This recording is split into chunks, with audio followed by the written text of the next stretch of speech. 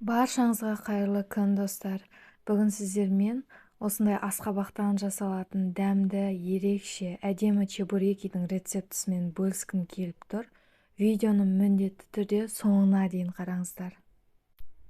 Ұнымызды електен өткізіп аламыз. Үстінен бір жұмыртқаны шағып, тұз, сода, сұйық май және қаймақ қосамыз. Барлық ингредиенттерді қасықтың көмегімен араластырып, аз-аздан суымызды құйып бастаймыз. Судың барлығын бірден құйып жібермей, осылай аз-аздан құйып отырамыз. Ал енді ұнымыздың басын біріктіріп, қолға жабыспайтындай етіп, жұмсақ қамыр илейміз. Мінекей қамырымыз дайын болды.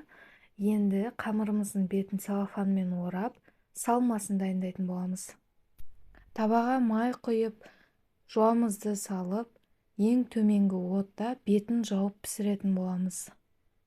Жуаны осылай бетін жауып, ең төменгі отта пісіретін болсаңыздар, жуаңыз күйіп кетпей, осылай толықтай пісіп шығады. Толық піскенін тексеру үшін шанышқыны үстінен басып көруге болады. Енді жуамыздың үстінен өз қалауыңыз бойынша тұз, бұрыш салып, тағы да араластырамыз.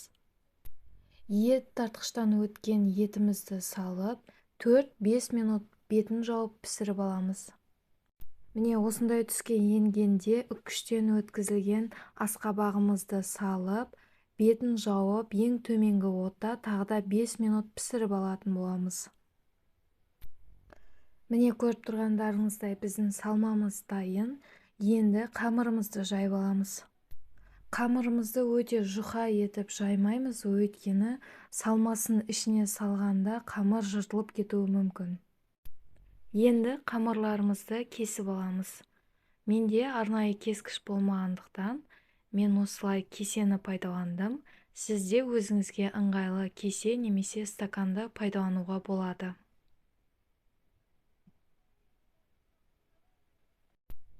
Кесіп алған қамырларымыздың барлығын осылай қойып, ішіне барлығына бірдей етіп салмасын салып шығамыз.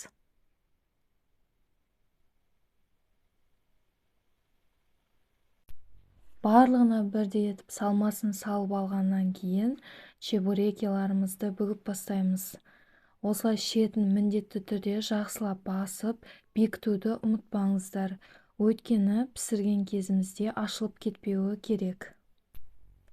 Қалған чебурекиларымызды да осылай шеттерін басып, жақсылап бүгіп аламыз.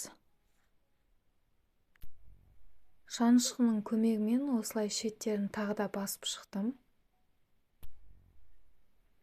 Майымызды қыздырып, чебурекиларымыздың екі жағы бірдей қызарып піскенге дейін жақсылап пісіріп аламыз.